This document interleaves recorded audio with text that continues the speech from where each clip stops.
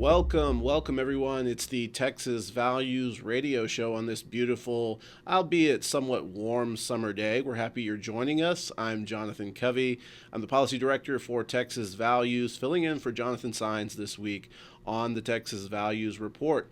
And we have a fantastic show lined up for you today. I'm excited particularly to visit and chat with a special guest, but before we get to her, just as a reminder, you can catch us every day or every week on this station, KTXW 1120 The Bridge, or you can watch us on demand on iHeartRadio, on Facebook, Spotify, YouTube, all of your favorite live streaming platforms. Also, if you want to find out more about anything we've talked about, you can find tons of great information on our website at txvalues.org. And you can also sign up for text alerts for breaking news and information by texting TX Values to 797979.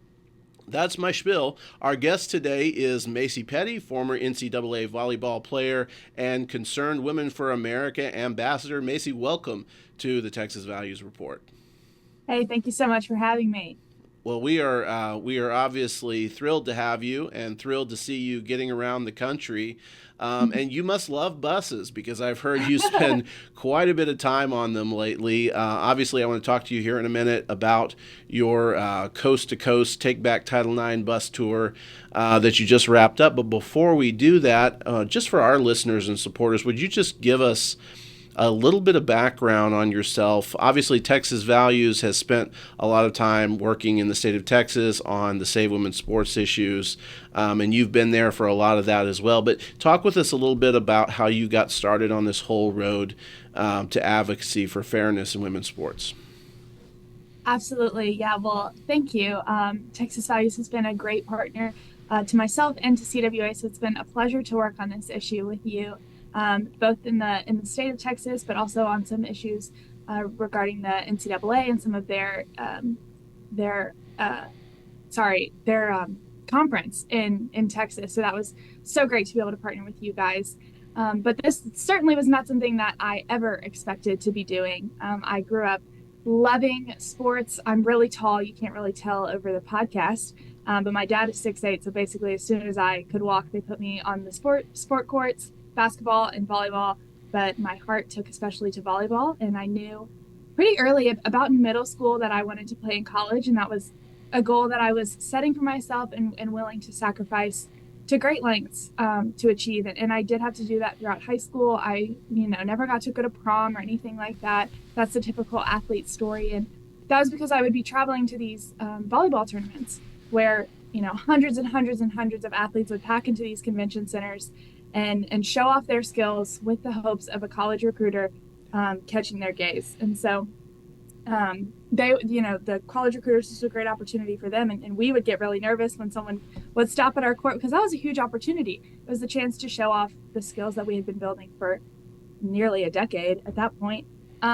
So at one of these tournaments, I got to the court and I looked across the court to look at my opponent, and it was a boy. And I was really confused because the boys' courts were on the other side of the convention center. Their nets are 7 inches higher than ours. Like, there must be some confusion here, but there wasn't. It was a boy member on what was supposed to be a female-only team. Wow. Now, I've graduated college, so this was about 5 or 6 years ago now, and this wasn't a debate happening on the national stage. I was thinking, this is obviously cheating. USA Volleyball is going to put a stop to this. And I moved on. It was embarrassing, but I just thought, nobody thinks what just happened was right, and somebody will put an end to it. But I was certainly wrong. I started to learn that these sports governing organizations like USAV, they didn't have our best interest at heart, and this clarified that for me. But I still didn't think much of it. I didn't think that I was someone who could ever be someone that was part of that change that I wanted to see happen. Right. But I got involved with Young Women for America in college. I was asked to testify my freshman year of college on a bill that says that girls have to play on girls' sports and boys have to play on with boys' teams. I thought that's the stupidest thing I've ever heard in my life. Doesn't everyone know that? I mean, why do we even need a bill that says that? But I testified, and they said that this wasn't a real issue and that we just, you're just causing problems that aren't really there. And I was like, what do you mean? I'm an athlete sitting in front of you saying that this happened to me. But as we've seen, the more and more that state legislatures have sat on their hands The issue has continued to grow. We've seen injuries after injuries, championships lost. So that's why I got involved with Young Women for America, testified, protested the event where Riley Gaines and others lost to Leah Thomas, a male, and the NCAA handed him a women's national championship, and the rest is history. Yep. Yep. No, it really is. So you're playing volleyball. You're doing the thing that you love and that you're good at, and all of a sudden you see this problem. You have a personal experience in it, much like many of the other athletes we've seen, Riley Gaines and Paula Scanlon, and some of the others that have gotten involved on this issue. Really, truly, personally witnessed, and in Riley's case, in the middle of it with Leah Thomas as well, and then all of a sudden you find yourself now sort of the centerpiece of the advocacy efforts across the country. That's really cool. So let's talk about your bus tour that you just wrapped up. I saw Las Vegas, Virginia Beach, D.C., Nashville. Is it just easier to list the places y'all didn't go? It seems like it sometimes, but it was such a great tour. Like you said, like this is not something that I ever would have expected. I was just a freshman in college testifying in my dorm room. Never would I ever have expected that the Lord would use that to now launch into this whole line of advocacy that I never expected. But He's been so gracious to provide new opportunities, and it's really opened up a new avenue to defend truth in a way that I wasn't expecting. You know that this is a very spiritual issue. This is a war on God's creation and His dignity and design of male and female, and that we're made in the image of God. And so that's something that He really convicted and placed on my heart my freshman year. And it's been cool to see Him just move so wonderfully and introduce me to so many people like the other women and athletes on this tour. So weird to walk up to the first event and see my face on the side of a bus. I was like, what is going on? I'm next to Olympians. I was like, I'm just some volleyball player who's now washed up. I graduated a couple months ago. And but here we are. It's incredible to see what happens when you're willing to say simple truths that apparently the country needs to hear. Absolutely. I mean, yeah, you're totally right. When you open yourself up to just saying the truth and being open to the truth, it seems like people respond, which sort of, I guess, leads me to my next question, which is, as you go around to these places and as you're fighting to take back Title IX, and I want you to, sort of explain a little bit about what you're doing, what's going on with Title IX, if you would, in your response as well. But what are you seeing across America as you are going around and fighting on this issue? Yeah, well, like I noted, the first time I testified, my freshman year of college, 4 years ago now, the state legislature didn't pass it because they thought this wasn't a real issue, and that's a lie that was sold to the entire country for quite a while. And we're starting to see the country wake up to the fact that this is happening in every state, at every level of competition. There are girls in elementary school who are having to change in locker rooms with boys, and they're confused, and their instincts are telling them that something is wrong, but the school administrators are telling them that they're the problem. So it's absolutely critical that we continue to talk about this issue and spread awareness to the fact that it is happening everywhere. And the Biden administration is one of the leaders against female athletes right now. They are absolutely waging war on opportunity. They released their proposed rule back on the 50th anniversary of Title IX in 2022. I'll never forget it. He equated sex to gender identity. And in doing that, absolutely erased the entire intent and purpose of Title IX. And so that official rule came out earlier, and it's supposed to go into effect on August 1st. And I've been talking to girls across the country now because of this bus tour, and they've been saying things like, I love swimming, I love basketball, I love volleyball. But at this point, it's not even worth it. The idea of having to change in a locker room, or the idea that I might get injured because of his biological advantage, it's just not worth it. And so I don't think that I can do the sport that I love anymore because of it. So now this Biden administration has weaponized Title IX against female athletes as a reason that they are no longer playing sports. And so we want to just go around the country. We want to share, mobilize these young women, and affirm their instincts that there is something wrong, that they aren't supposed to be comfortable with men in their locker rooms. And we've seen tremendous success already. There's states all over the country, like Texas, like Tennessee, like South Carolina, all across the country, who are working in their state legislatures. But I mean, for example, North Carolina, they sat on their hands. They said this isn't a real issue. Peyton McNabb then gets hurt, seriously injured, still facing some of those side effects years later. So they passed their women's sports law. They realized that this is what they need to do for the safety of their constituents in North Carolina. But then the Biden administration nationwide sidelined female athletes and went against these legislatures that are working to the best interest of their female athletes. And so we've been working with the state legislatures, but also here in DC, there's been lots of work done. Even this morning, Rep. Miller's Congressional Review Act did pass through the House to hopefully add some accountability to the Biden administration in this war that they're waging against women. Are you noticing that anything on the, and because a lot of this also comes down to the school board level, right? So are you noticing any of the school board administration or down at the school board level sort of waking up to this issue at all, or is it more that they're going politicized? Well, it definitely depends on the school board, but I have seen some very brave individuals who have been activated on the school board level to make change. They're saying that this is putting our girls in harm's way, and they refuse to put their girls in locker rooms with boys. And so the work being done on school boards is absolutely critical.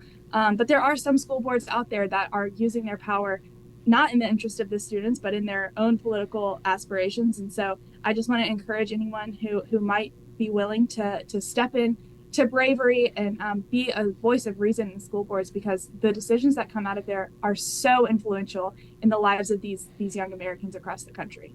I know a number of lawsuits have been filed against Title IX, and here in Texas, Carroll ISD filed a lawsuit as well against the excuse me, the President Biden's Title IX rewrite, and we saw that go to court. Texas Values wrote a legal amicus brief in support of that lawsuit as well. So we're seeing injunctions being put in place.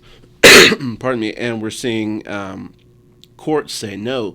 This of course is this is an overstep of congressional authority by the U.S. Department of Education. So it does seem like we're headed in a positive direction, but we have to continue working, continue doing what you're doing as well, going around the country and encouraging girls to really stand up, really speak up, be courageous about this issue. We're talking with Macy Petty, former NCAA volleyball player and Concerned Women for America ambassador. We have a number of crucial fights, folks, to win all of these fights. We need your help. We need your donations to stay in the fight. So if you find value in the work that we're doing, go to txvalues.org and just drop a donation out there for us. That helps us keep quality folks fighting to represent your values here at the Texas legislature across the country, be able to speak to amazing people like Macy Petty here to help keep bad, explicit books out of public school libraries, and yes, to push back against the Biden administration on Title IX and women's sports issues. So if you can, help us out with a donation. Go to txvalues.org. Macy, I know that you have to go soon. Is there anything else that you'd like to just let our listeners know on this fight, on this issue as we're going forward, especially with this evolving landscape as we have of legal and public policy discussions? Yeah, well, like I noted earlier in our discussion, these are deeply spiritual issues. And so we know the power of prayer when it comes to mobilizing citizens and defending truth. And so that's what we like to emphasize here at Concerned Women for America as a Christian organization. So we're actually kicking off another bus tour. It's called She Prays, She Votes. And so we're so excited to be taking this bus also coast to coast and praying with Americans everywhere, and just praying for for truth to prevail in this election. And so we actually will be stopping through Texas on August 8th at 11:30 at Embrace Grace in Dallas. And so we're so excited. You can learn more at concernwomen.org/SPSV. Thank you so much. We appreciate that. We're excited to see how this bus tour goes as well. We're excited to see you here in Texas. And you're going to be at our policy forum, right? On September exactly right. 13th and 14th. And Yes. so we're looking forward to hearing from you, speak on this issue as well, join our panel discussion. It's going to be great. It's going to be very exciting. We've got a lot of people already signed up and a lot of really great speakers to talk about the Texas Faith, Family, and Freedom Forum on September 13th and 14th. Macy, thank you for joining us on the show today. Really appreciate your time. Appreciate you jumping on at the last moment, and hope you have a great day, and I hope this bus tour continues to go well for you. Well, thank you so much. I'll see you in September. Sounds good. Thank you so much. Talking with Macy Petty. We appreciate Macy's time. Just such an appropriate and relevant time to discuss this, especially since we're seeing this discussed on the national scale as well. You might know from our emails and our social media posts that Texas Values has been involved in this fight in Carroll ISD to delay the implementation of the new Title IX rules passed by President Biden's Department of Education.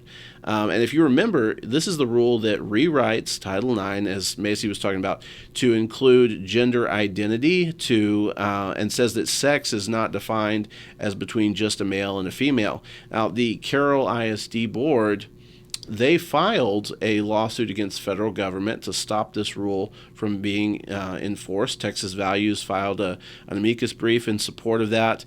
And there was a hearing last week on this case in a federal district court in Fort Worth. And our team was there, present in the hearing, along with Alliance Defending Freedom, who is representing Carroll ISD in this case.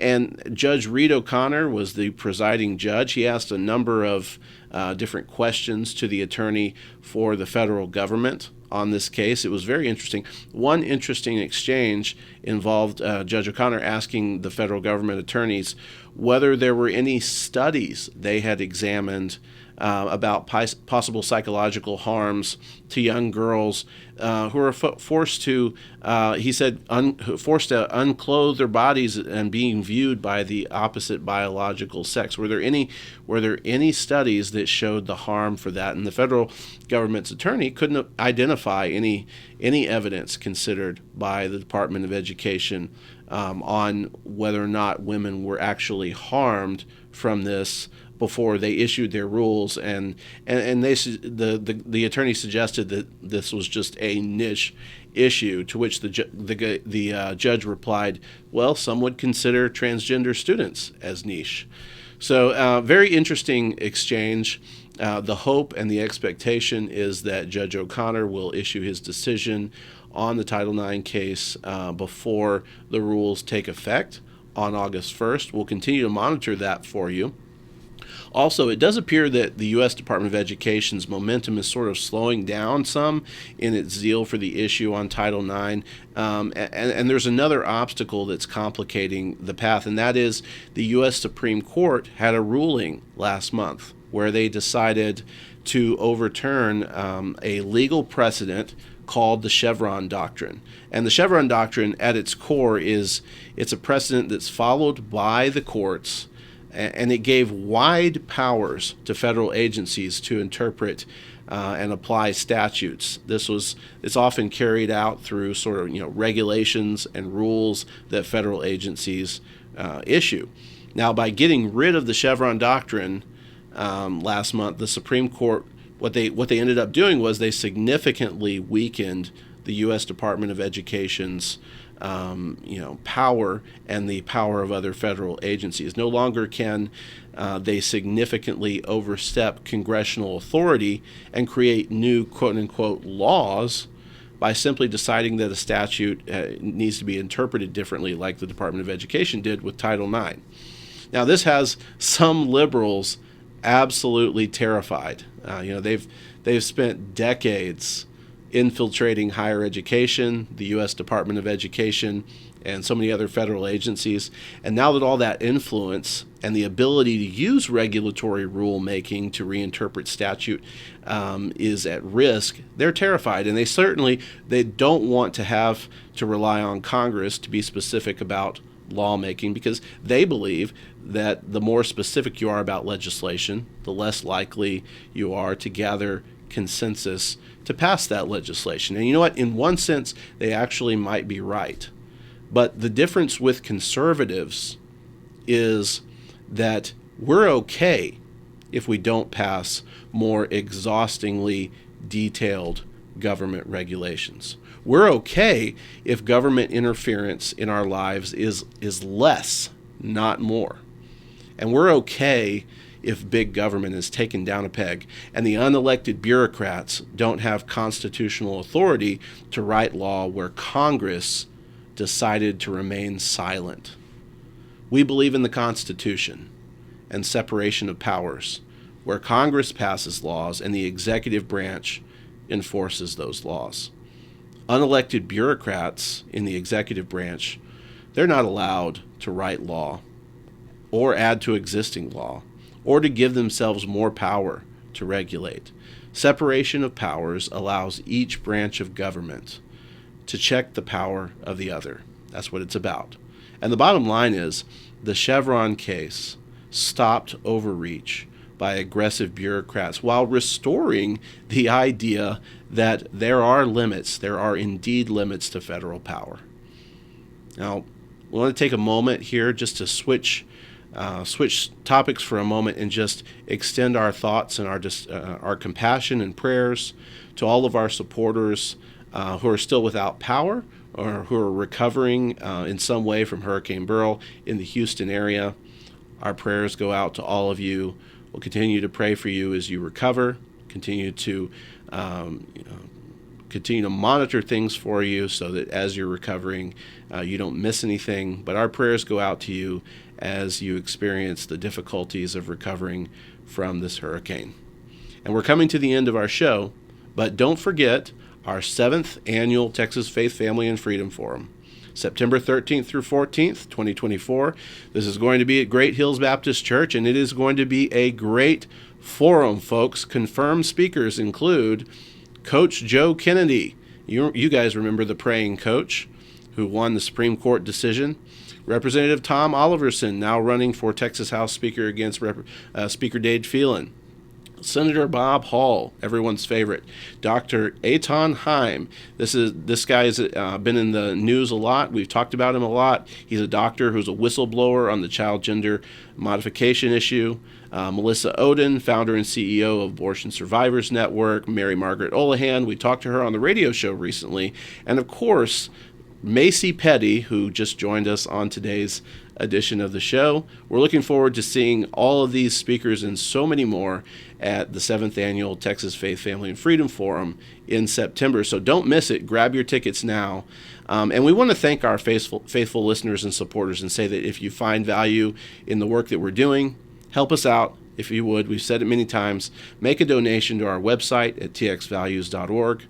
And as always, if you want more information, go to our website, and we have all sorts of articles. We have all sorts of information.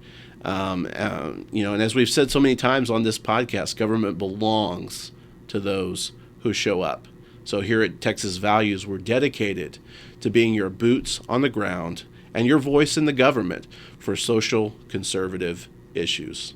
I'm Jonathan Covey, inviting you here next time as we continue to lay down a vision for the next conservative generation. Thanks, guys.